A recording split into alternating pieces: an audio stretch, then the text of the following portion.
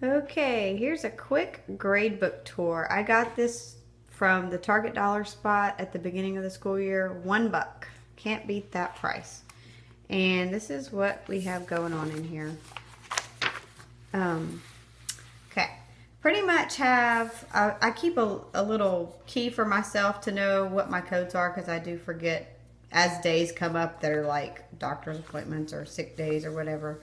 I like to put why we missed school just for my own sake.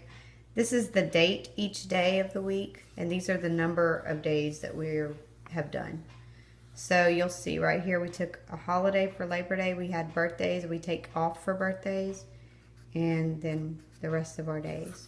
So I have my first grader here. I just put all of his subjects.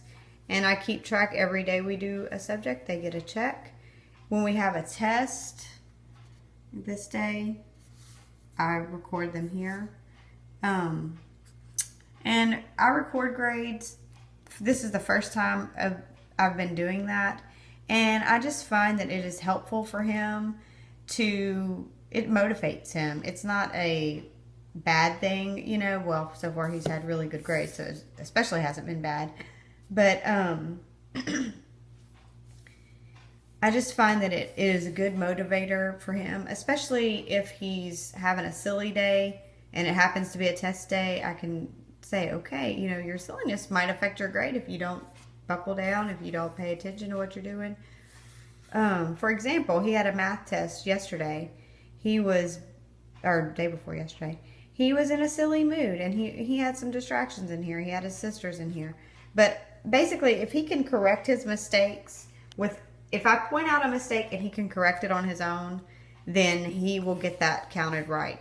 This was a spelling test, like for example, he had two answers that I had to help him enough with that I counted them incorrect as far as my grade goes. So that's that. I keep track of their behavior. Every day they're above green on my behavior chart is outstanding. Green is satisfactory. Anything below green is unsatisfactory.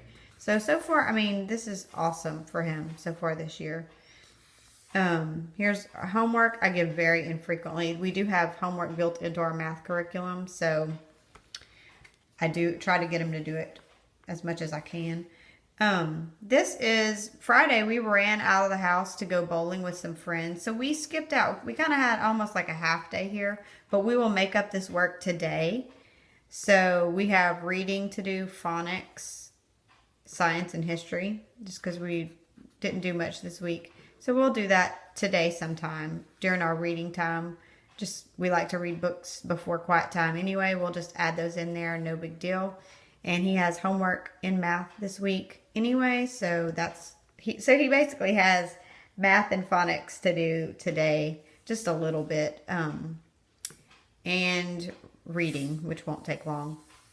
This is one of my preschoolers. I have their preschool workbook, their phonics workbook. Hooked on phonics we're not really doing just because they just weren't ready for it, and that's fine. We tried it a couple days, which they were doing okay with. It's just, I don't know. It was too much, so we scrapped it for now. They have a little drill book, which we call Handwriting. And you see we don't do that as frequently as the other books we do. Pretty much almost every day. It just depends. Like yesterday, she was not in the mood to do phonics. We didn't do it. So I just put a circle just knowing that the opportunity was given and it didn't happen. And that's fine. It's her behavior. She does very well.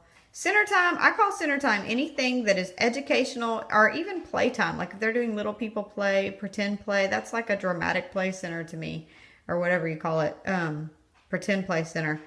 I count that as center time for them when we're in school time, because they do come back into the schoolroom and do their other work in between there. So if it's somewhat educational or if it's cooperative playing together, I call that center time during school. And then this is my other preschooler and how she's doing. She just had that one epic meltdown day, and other than that, she's been very well behaved and very good. She is more hit or miss. Like phonics is not her cup of tea.